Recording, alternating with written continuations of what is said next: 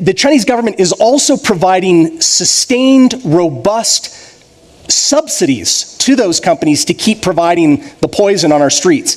Talking about Leninist Marxist, these young generation are not Leninist and Marxists. Oh, you are number two. You are going to challenge us. You are going to change the world order. You will replace the U.S., so we will crack down on you. Striking. This was always bad under the Chinese Communist Party, but it's gotten worse under Xi when it should be getting better.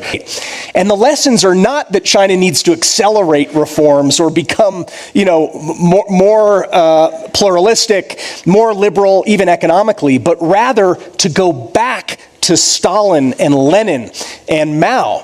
But first of all, let me just comment on a few other things that have been previously mentioned. As you rightly pointed out, to say that this is all China's fault seems like it's a little bit beyond belief. Today, we're reacting to a fascinating discussion about the current state of U.S.-China relations.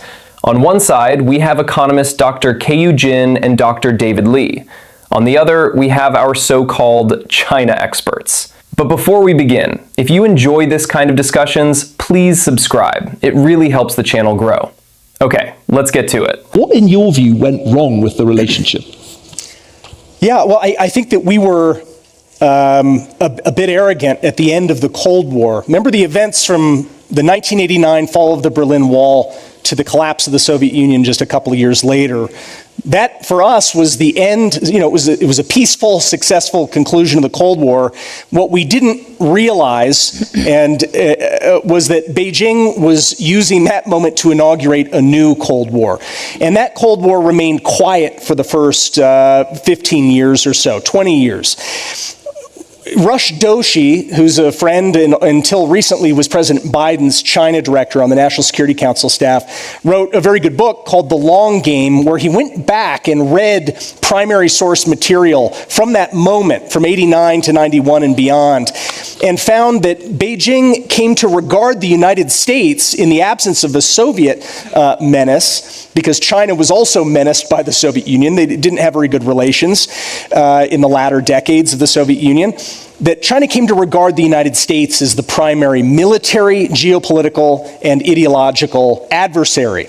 And so back then, Deng Xiaoping embarked on what he called a policy of hiding and biding. Let's hide our time, hide our capabilities, bide our time until we've built up enough net power as a nation to actually challenge the United States directly. And if you fast forward then, China at that point had an economy of just a few $100 billion. China was able, through especially its entry into the World Trade Organization, but also through very important reforms to liberalize the economy up to a point, it was able to grow its economy 20 plus fold. David will know the exact figure, but I mean, China's now, what, an $18 trillion economy. So the then fast forward to the rise of Xi Jinping. Xi Jinping comes to power in 2012. And Xi Jinping clearly believes that the moment has come where Beijing no longer needs to really hide and bide anymore. And he gives this very important secret speech that got leaked. One of the first speeches he gave as leader in late 2012, where he tells the story of the demise of the Soviet Union. And he's using it as a parable. He's talking about what lessons the Chinese Communist Party needs to derive in order to avoid the fate.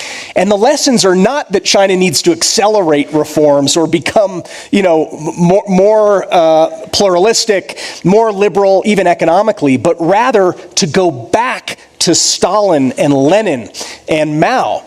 And the villain of his speech is Gorbachev. He describes Gorbachev as someone who basically blew it. And he even implicitly criticizes Khrushchev as being too soft-line. He says that the cardinal sin had been criticizing the legacy of Lenin and the legacy of Stalin. So that should have been our first clue that we're going to be dealing with a very different kind of leader who was going to turn back the clock on a lot of Deng Xiaoping's successful reforms and start thinking about a global vision that he wants to pursue.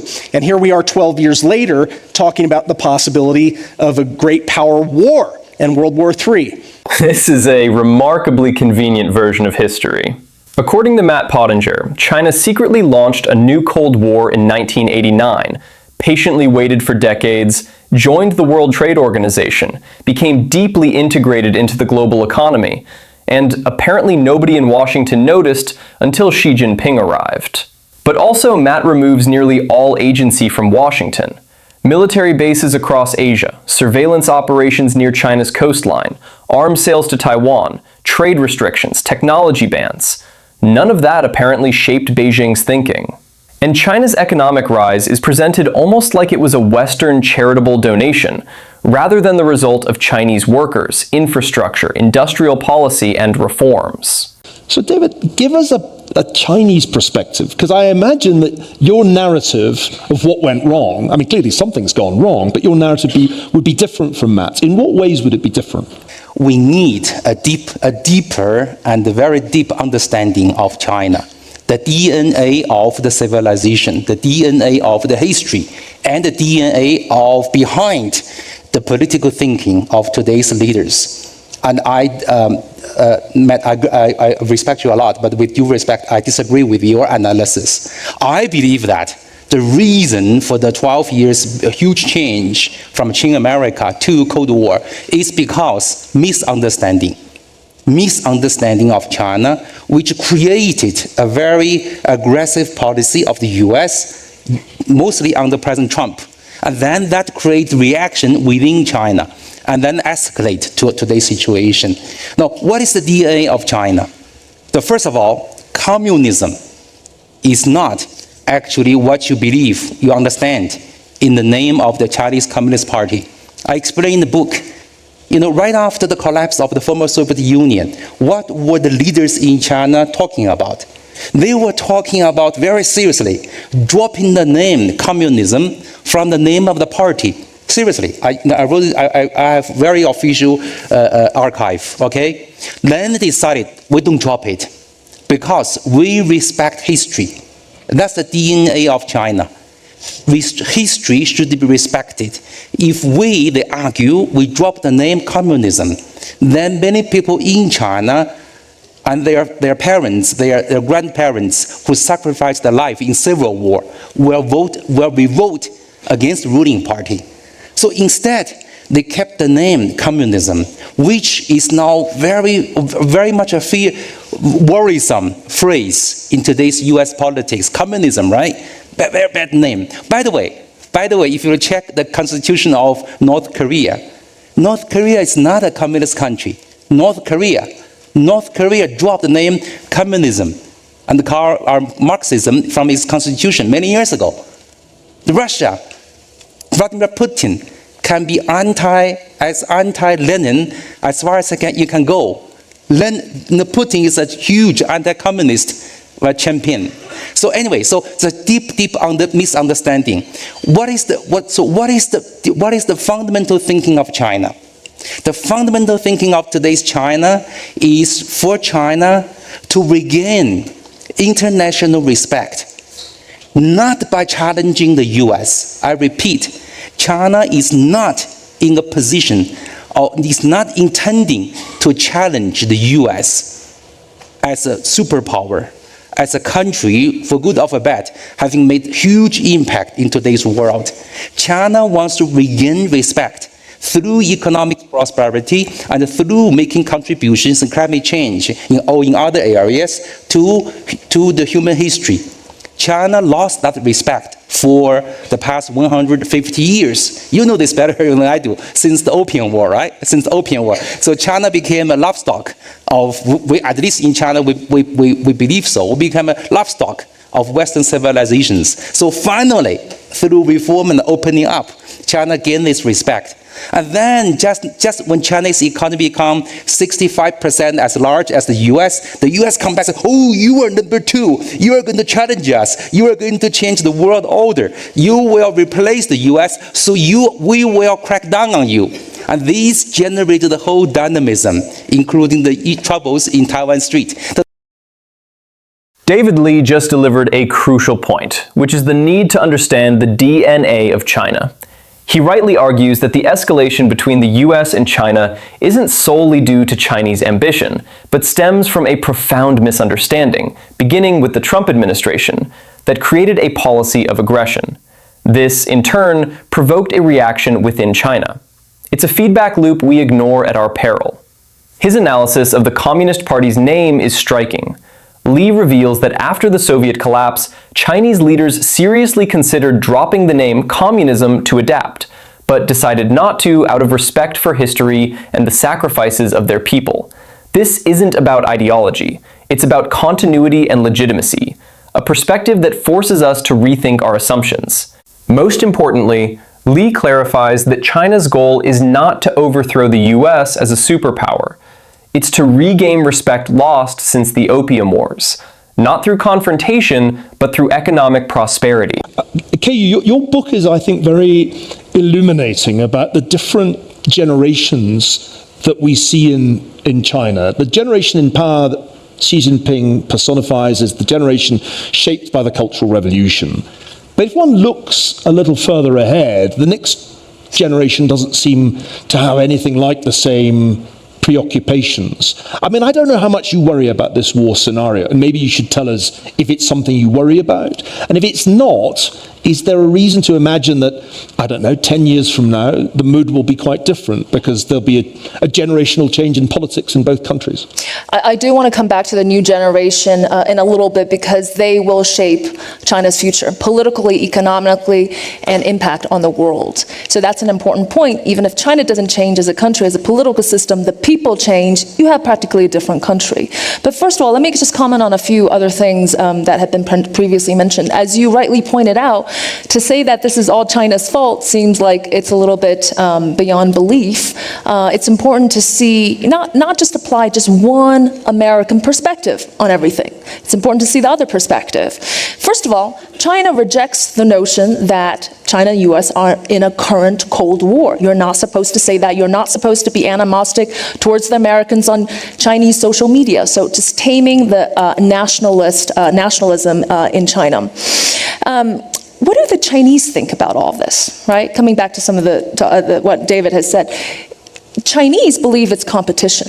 Number two, rising up so fast, catching up to number one, economically and technologically speaking. It's not political, it's not ideological, according to the Chinese, because look at Japan. In the 1980s, Japan was an ally, democracy. It swept the country with Japanese electronics, exports of cars, and most importantly, it won the semiconductors race. What did the US do? Same set of policies. Tariff wars, limiting Japanese investment, involuntary export controls, and the Plaza Accord forcing the Japanese to appreciate. There was no ideological differences there. What did the Japanese do? They submitted because US was the big guy and it was the ally. The problem is China's not going to submit. China is going to go as far as it can. It believes it has the right to pedal its way to prosperity, into technological and economic prosperity. That is kind of along the same lines with David's point, but that's the Chinese view.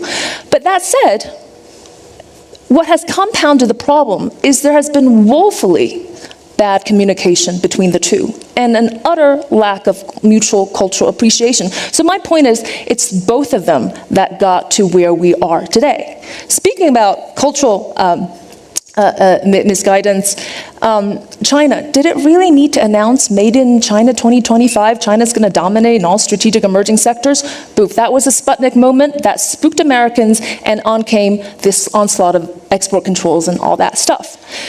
But Chinese pronouncing they want to be number one, that is so common. It's President Xi, but it's all the universities I've interviewed with. Every one of them want to be number one in Asia by 2030. It's the Chinese students. I made the mistake of doing the same when I first got to the US. It's a cultural phenomenon. Now, coming back to the US, did the US need to unleash all these demonization of China and these policy and tariff wars and export controls, making the Chinese believe that the sole goal of the US is to hold it down? That's miscommunication problem. There's even little communication between the two in times of urgency, and I think that is dangerous. Can I pursue one part of that? And that's kind of popular attitudes. It's very hard to gauge those, of course, because there are no opinion polls that we can rely on. And there's clearly nationalism in China. As you say, the regime actually has to rein it in on social media. Yeah. But nationalism and being ready to go to war are different things. And what I can't judge, and this is where the analogy with Germany pre-1914 is quite helpful, is how psychologically ready for war the Chinese people are. But the German population was mentally ready for war by 1914. That was very clear. But I'm not so sure about China today. How psychologically ready for war are ordinary Chinese people if a crisis over Taiwan suddenly breaks out? I think you pointed out the right question. What concerns Chinese in their daily lives is not war and national rejuvenation because of Taiwan. It's still, are our kids going to be educated? Are we going to afford the housing, for our kids to get married and stuff like that? But coming back to the issue of Taiwan, and we talked about this 2027, I want to totally agree with David. There's no such timeline. If there's ever going to be a timeline, maybe 2049, because hear me out here. I disagree with the point of view that there has been a radical change towards Taiwan on the part of Xi. Let me tell you why. Pretty much what he has been saying has been pretty much the party guideline since. Okay, Taiwan, inalienable part of China. 1995, 2000 white papers, not rule out military force or other drastic measures in the event of independence or grave turn of events. 1995, 2000 white papers. Reunification is essential for national rejuvenation, goes back to 1997 by Jiang Zemin. Now, the more important issue is if China believes that there is a permanent loss of Taiwan, that there is no route towards unification by peaceful means or whatever means, then that's the problem. So it's condition-driven rather than timeline-driven. Neil Ferguson leans on a classic but flawed Western trope, comparing China's psychological state to pre-1914 Germany. But Keiyu Jin just dismantles that American-centric narrative instantly. Critically, the US view suffers from historical amnesia. Jin points out that the US applied the exact same tariff wars and export controls to Japan in the 1980s, and Japan was a democratic ally. This proves it was never about ideology or communism. It was about America crushing a number two that got too close.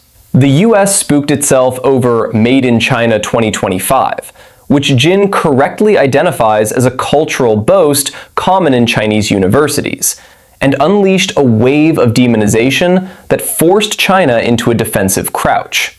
Jin supports the Chinese stance unequivocally. China rejects the Cold War label. It simply refuses to submit like Japan did. It has every right to peddle its way to prosperity. And on Taiwan, Xi obliterates the war scare timeline. There is no 2027 deadline. Beijing's policy has been consistent since 1995. It's condition-driven, based on independence moves, not a ticking clock. Ordinary Chinese aren't psychologically preparing for war. They're worried about housing and education. Ferguson's German analogy is a misfire. The US needs to stop projecting its own fears and recognize China's consistent defensive position, rather than manufacturing a crisis.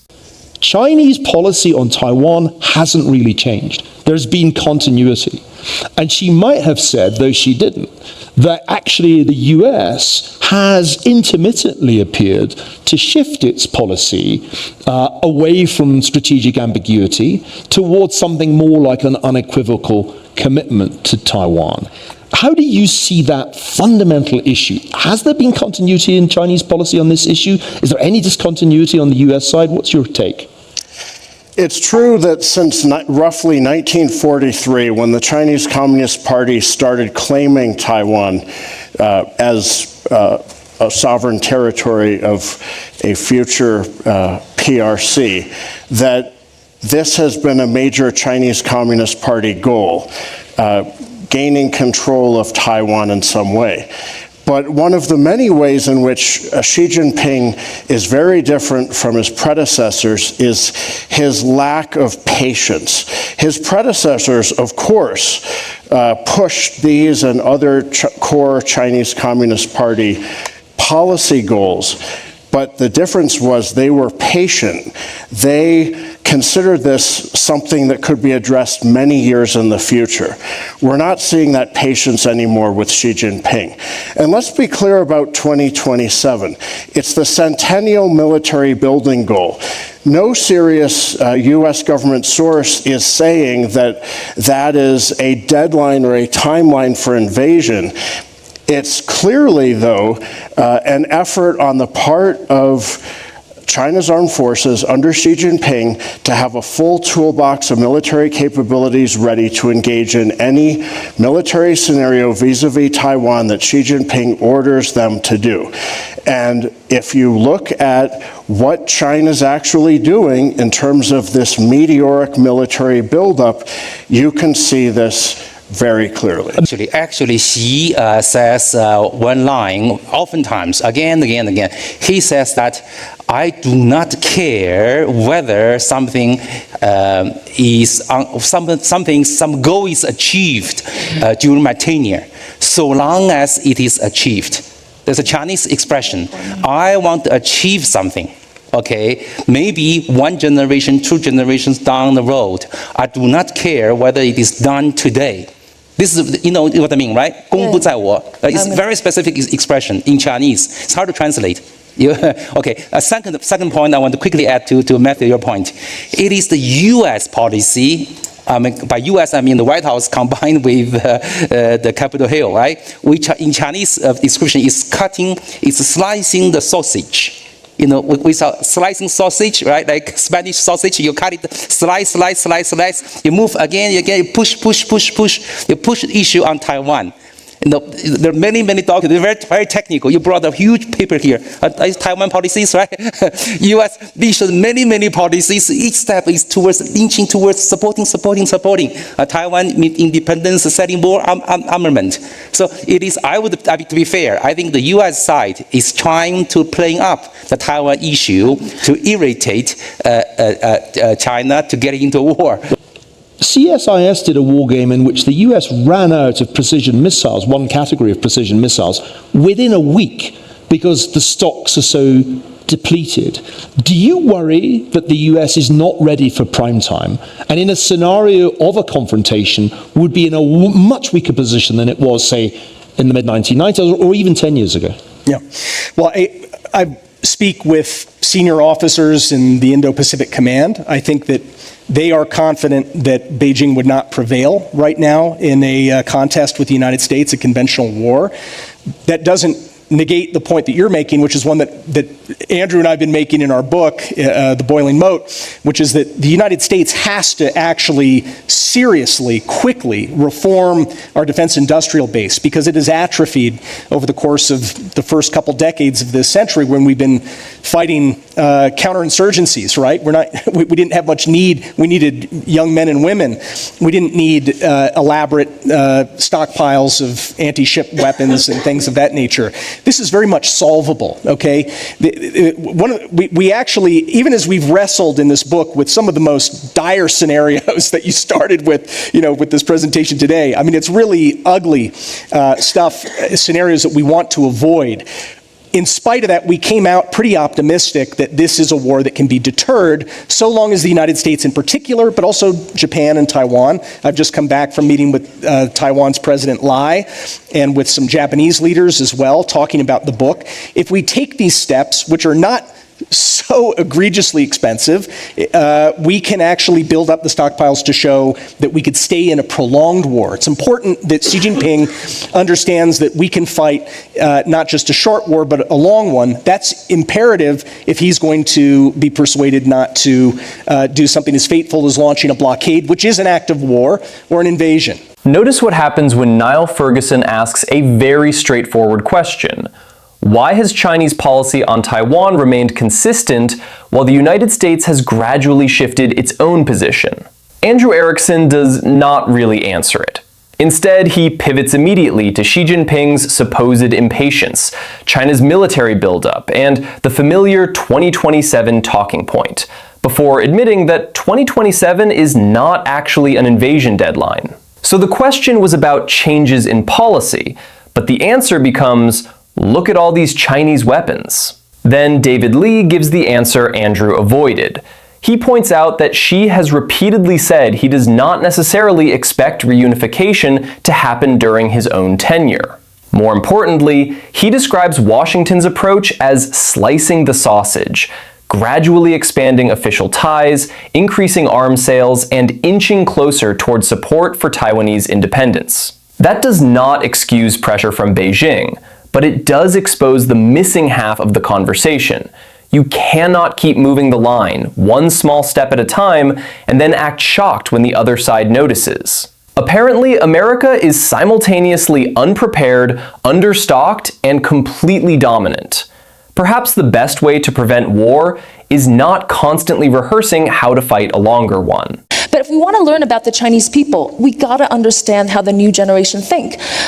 Talking about Leninist Marxist, these young generation are not Leninists and Marxists. They account for 85% of Chinese borrowing. They are huge spenders of luxury goods. They like to travel. They like to enjoy leisure. This is a different China. The China that you were afraid of were the Foxconn workers that were opting for 3 shifts a night just to earn that extra $2. That's not the new youth. The new youth prefers to lie flat in their parents' home and wait for a better job.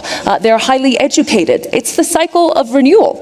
That China is not the old model. That critique doesn't apply to them anymore. And speaking about one more thing, I think the view that I think is a widely held view that Chinese people have no voice, that is also misplaced. Last year, there were 11,000 protests organized on social media over land use rights alone, not to mention the tens of thousands of others on real estate, stock market crisis, etc.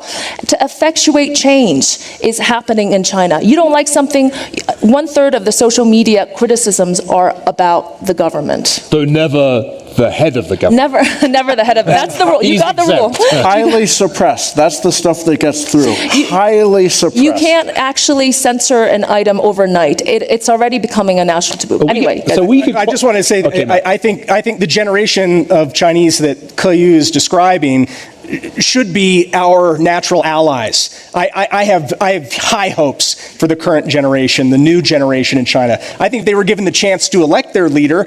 They would not elect a Marxist-Leninist who, on the 200th birthday of Marx, visited Marx's grave in the UK. They may elect a Chinese Putin. Well, this is seriously. But that's against the DNA. I have more faith we could quite easily keep this up for not only half an hour, but half a day, perhaps half a week. KU, my question actually is for you. I think all this talk about Taiwan is overblown.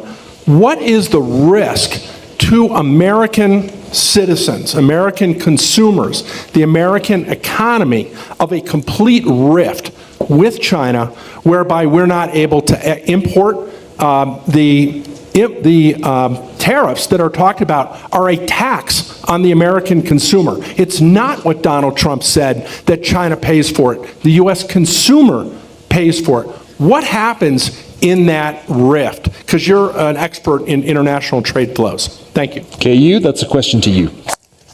Well, when we say that China has already assumed some kind of normality in terms of this, kind of disengagement, economic disengagement with the U.S., China's primary trading partners in renewables and all EVs is with Europe. So it matters much more what Europe does in terms of policies to China than the rest. But I gave you the example of Tesla, right? And all these American companies in China. Apple, for instance, still making huge profits in China. I think they make really, a very important combination. The Chinese youth still love the NBA. They love Hollywood movies. We need to keep them, keep that going. But I think that banning, sanctioning companies left and right, banning Chinese investment going to the U.S., 22% drop in Chinese students going to the U.S. since 2019. But 85% of Chinese students have returned to China. That's voting with their feet. So keep the knowledge exchange open, keep the collaborative research. And by the way, for every dollar that U.S. spends on renewable investment, China spends 3. It's important. Matt, it's undeniable that there are costs to U.S. consumers of worse relations with China. Yeah. What's your answer? Let me ask, sir, have you considered what the cost is of allowing China to continue stealing American intellectual property or the hollowing out of our manufacturing base? Is that not a tax on the American people? What about fentanyl? American companies are willingly giving their technology to Chinese in order to have access to the market. I personally it's $1 billion for consumers. Okay. Well, American companies want that access, and they're not forced to give it over. Microsoft doesn't have to give source code. They make a conscious decision at the CEO board level to do that for access. When the U.S. Trade Representative Bob Lighthizer opened this investigation into the systematic theft of our IP, as well as policies in China that require you, as the condition of getting market access, again,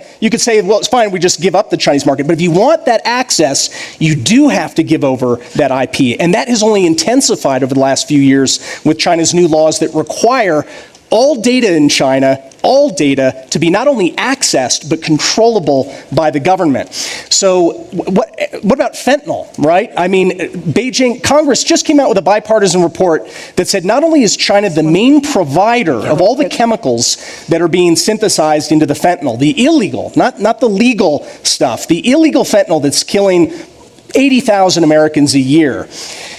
The Chinese government is also providing sustained, robust subsidies to those companies to keep providing the poison on our streets. Is that not a tax on the American people? Kay, you wanted one last word, and then we're going to go to the next Matt, the question. opposite is actually happening with EVs and renewables. Look at what European companies are doing. They said they want to invest and sign joint venture companies with the Chinese companies to get their technology. And what happens? They're happening everywhere, all around Europe. It's just the cycle. China has a better technology. They're going to work together, access for market. It's just flipped. Dr. Qiu just brilliantly dismantled the outdated American caricature of China. Matt Pottinger's response is a masterclass in deflection. When confronted with the real cost of tariffs to US consumers, he pivots to IP theft and fentanyl, avoiding the economic accountability Americans actually face. Critically, the American view assumes this generation should be natural allies against their own government. What an arrogant projection. But as Dr. Qiu said, 85% of Chinese youth aren't Leninists. They're luxury consumers who prefer to lie flat and wait for better jobs. They are voting with their feet. 85% of students return home, rejecting the US narrative. Pottinger cries foul over forced tech transfer, yet Jin points out European companies are clamoring to form joint ventures with Chinese EV makers because China has superior technology. The cycle has flipped. While the US spends $1 on renewables, China spends $3. The American tactic of sanctioning everything hasn't crippled China. It's pushed it toward Europe. Pottinger wants a Cold War.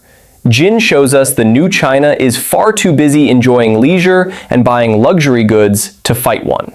KU, any thoughts on public diplomacy? In a way, you've been a kind of ambassador for China since I've known you. I mean, could we do more? I mean, you began by talking about mutual misunderstanding. Could we do more in the sense that the lady asked about public diplomacy? Well, first of all, we need to talk more. We need to mingle more, not twice a year, probably twice a month. And I still believe that the channels have to be open for information exchange and flows. Look, you know, the younger generation, thanks to the Western influence and the culture and the movies, they do have a different view of the world. It is very difficult to force down the old ideology on them. And 400,000 of them came to the US every year to study. Don't tell me that has no impact, right? But when you cancel visas, when they're forced to line up borders on Mexico to come in, that becomes a problem. Many of them are now going to the UK, to Australia. The parents don't feel like they're safe. And the research, science collaborations,